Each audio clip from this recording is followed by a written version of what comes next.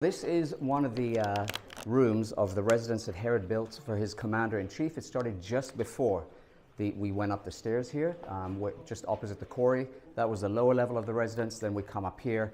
There's this side of it. The courtyard that you just stepped through in order to get in here is part of it, and the place where the model is that we're going to go to in a moment.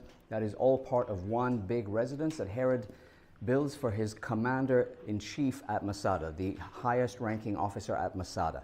Why does he invest in him so much? Because he wants him to be very loyal to Herod. He wants him to be very loyal and to sift through anyone who comes through here, because beyond here, and that's where we're going to go, is a very highly sensitive area, very off limits to everyone. That's where all Herod's food storages are. Remember, we said he found his family just about to run out of supplies of food and water, so to his relief they're still alive, because he doesn't want anyone else to kill them. He wants to kill them himself over the next few decades, but he doesn't know this yet. But he decks it out, and the whole story of the rest of Herod's life and all his fortresses is just in case something like that will happen, like what happened with those Persians. He wants to have a place where he can hide out until he can have his soldiers bail him out. So he keeps him happy.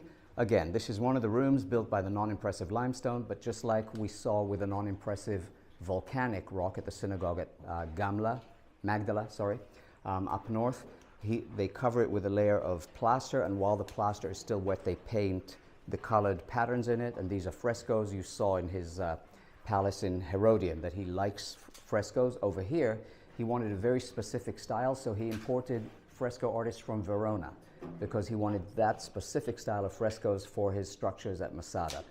Halfway up the wall is fresco, the rest all the way up to the ceiling is just white plaster. So you are not looking at all. You're not seeing any of the limestone 2,000 years ago. What looks to you now like a bleak room, 2,000 years ago is a very beautifully smoothed down surface. From the ceiling halfway down, it's white and very smooth, and halfway down, it's all very, very colorful. Take these patterns, enhance them, dress them all the way to all of the wall, up to halfway up, and restore the colors, and you get a very pleasing interior. Nothing like this. So you're not seeing any of this, by the way, not even on the outside. All the structures on the inside insides are plastered, and many of them frescoed. On the outside, every single solitary structure at Masada is plastered white. Get this, including the walls around the fortress.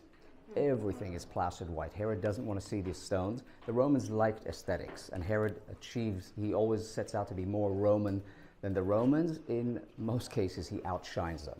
He just amazes them with his, he's all out, and you've seen that.